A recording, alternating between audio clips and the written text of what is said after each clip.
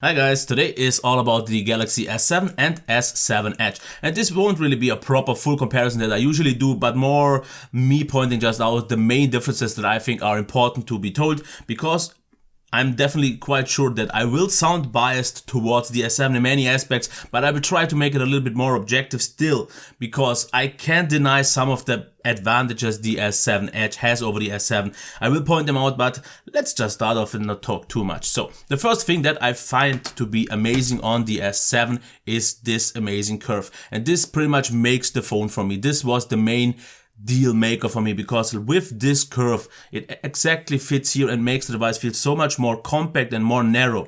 Though we don't have the same curve on the S7 Edge. We have it on the front. As you can see here, this is pretty much the same curve.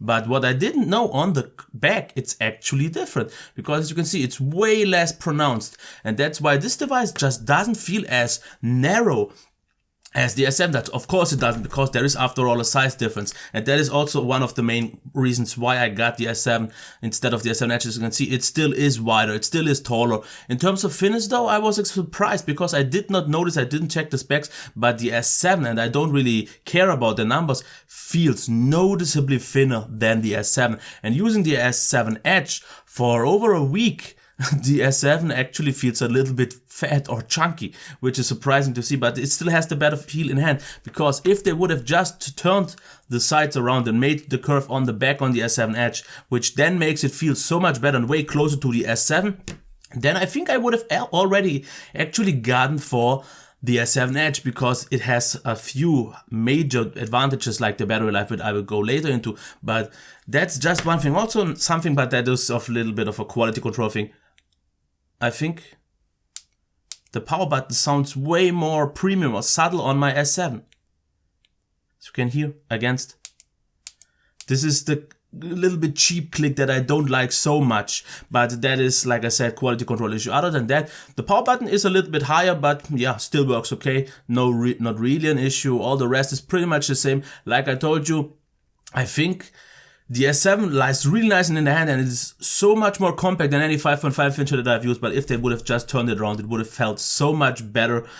And that's why, for me, this more compact device with the better edge, even though feeling a little bit more chunky and therefore just a little bit more premium actually, and a little bit more heft to it, is my choice in terms of design and build quality. In terms of just overall looks, that's something you have to decide. I kinda like the curve in terms of design aesthetics, but it's not worth the trade-off, because we still have this amazing 2.5D glass that is curved towards the side, which we don't have of course on the Edge because we have the curve, but there are a few downsides because of that. In terms of the displays, I've checked them both side by side for a very long time, and for me the S7 Edge, at least on my units, is like maybe 1 or 2% brighter.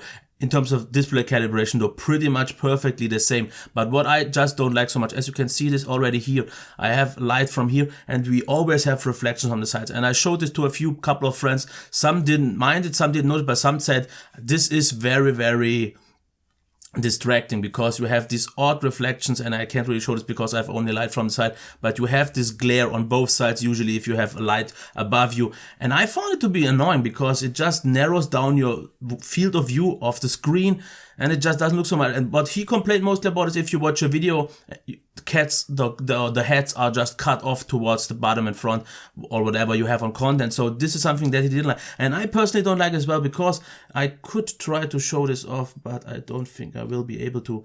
But we have some little distortion here, especially on whites, and I don't think this will be visible. There is a little bit of a light diminishing, so it will look a little bit reddish green. No, sorry, it's blue and green towards the sides. Something you should be at least notified about. You don't really have to care about it, that's absolutely fine with me. In terms of sound though, they are so similar that I had a hard time actually finding a difference, because on the S7 Edge reviews that I've seen, everyone said it sounds a little bit tinny and sounds a bit shallow, it's just not as great as on the S6, for example. What I noticed using it side by side for a long time, my S7 feels a little bit richer in terms of sound, but so marginal that I can't really, there's no need in showing it off, because it just wouldn't go over through the mic. But therefore the S7 is like a fraction louder, the S7 Edge, so like let's say 2-3% maybe louder, but therefore just a little bit more tinny. I actually agree on that, but still not tinny enough to be of any issue, because I still find both quite rich. Because just in a head-to-head comparison with something that I will also do is the Sony Xperia Z5, you will notice that this one is shallow and tinny, and then these actually sound louder and way more richer. So whatever there is to say about the sound, I still think it's totally fine, no complaints at all, loud enough, even in loud environments. Of course, you will have to cap it, that it makes the sound so good, but that's pretty much it. In terms of performance, also not really any difference. I think maybe, but that could be just in my head, the S7 Edge felt a little bit overall more consistent, a little bit smoother, but I also had times where the S7 felt smoother in a side-by-side comparison, so it's really a hit and miss. They are so close that I would say they are 99% the same.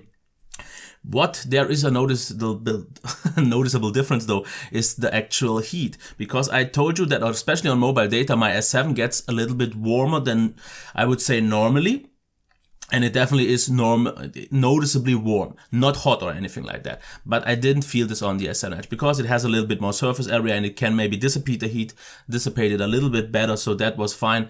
So in terms of heat, I give it a little bit of a advantage of that, but the main thing here is the battery life. Of course, it's a lot bigger. I think it's like 3600 if I'm not wrong on the S6 Edge, and on the S7 we have only 3000. And I said already, I'm totally fine. I'm totally okay with the 1 day battery life of the S7. I get about, let's say, in my normal use lately, in mixed use, 4.5 to maybe close to 5 hours. But that is because I have a hard drain at my workplace with the battery for some reason with mobile data, which for some reason I didn't have on the S7 Edge, because when I'm on mobile data at work, my Android system resources go up high to at least 20% of the battery. I didn't have this here, and that's why my battery life, especially on mobile data, was even more so better than it was already, because on Wi-Fi only, I got about 6 hours on 1 day on the S7, where I got 7 hours on the Edge. But the mobile data difference is hard, because around, let's say, 4.5 to closer to maybe 5 hours in mixed use, so half-half.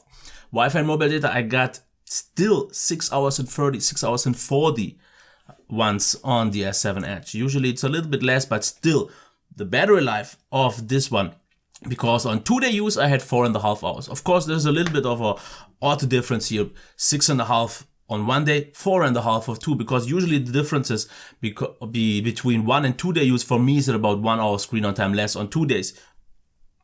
It was a little bit more here, and then they would have been actually closer. Of course, I would need more testing here, but it is noticeably better here, and it also didn't warm up in mobile data, which this one did. So overall, definitely in terms of performance in battery life, there is a marginal, tiny advantage over that. In terms of software, of course, the same. We have the Edge functionality on the Edge that I won't consider even at all, because I turned it off. I didn't found it to be still useful, because I use my Edges for something that is actually useful for me, like launching my gestures with Smart Task Launcher. About the camera, well, I think it's pretty much the same. No need to change or try it, compare it with each other, because I have both Sony sensors on both of them, so all good here. So I think it's coming down to an end. Why did I choose the S7 over the S7 Edge? I think it's quite clear from my standpoint. I want the more compact feel.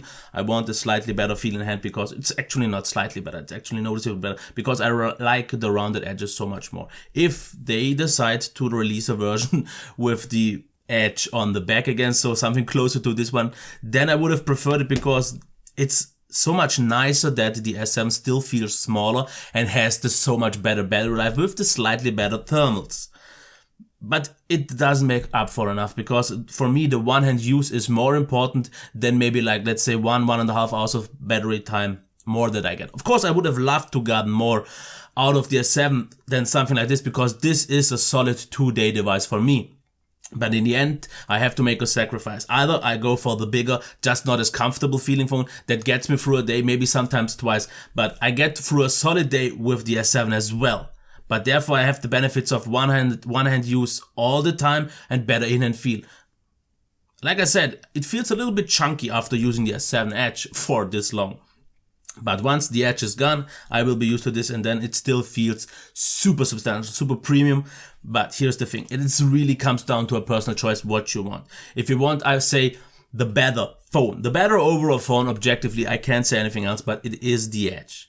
But if you want the I would say, less compromising phone in some ways, like the glare on the edges. I just don't like that so much. The better in-hand feel, the better in-hand feel or in-hand use with one device, and still overall top-notch qualities, it's the S7 for me. So let me know in the comments why you chose each one of them. Did you go for the S7 Edge because of the battery life? Then I totally get it. If you went for the bigger screen, and I totally get it as well, even though I don't think it's that great for media because of the glare then on the top and bottom. I just don't prefer that so much, but that is a general edge against edge discussion, because I had that already last year on the S6. The video didn't get much traction, which is fine, but back then last year, even less so much talked in advantage of the S6 Edge, because the battery life was poor on both, and all the good things that the normal one had, the regular one had, or the S7 Edge or the S6 Edge had as well, but it had the downsides of the edge curve that I personally think is a disadvantage. But I'm talking in circles here, and I will end this just now. I think you got it. If you watched it still. So, still, I don't know. If you want to like this video, do it. And if you want to subscribe to the channel, do that as well. This was pretty much my opinion on these both two phones. Both are pretty much the best you can get at the moment. Really, there is something for everyone. If you want a smaller, more compact one, if you want a bigger one with the better battery life for the power user, you get that as well. So, whatever Samsung did, they did a great job. And this would be it. Okay, until next time, bye.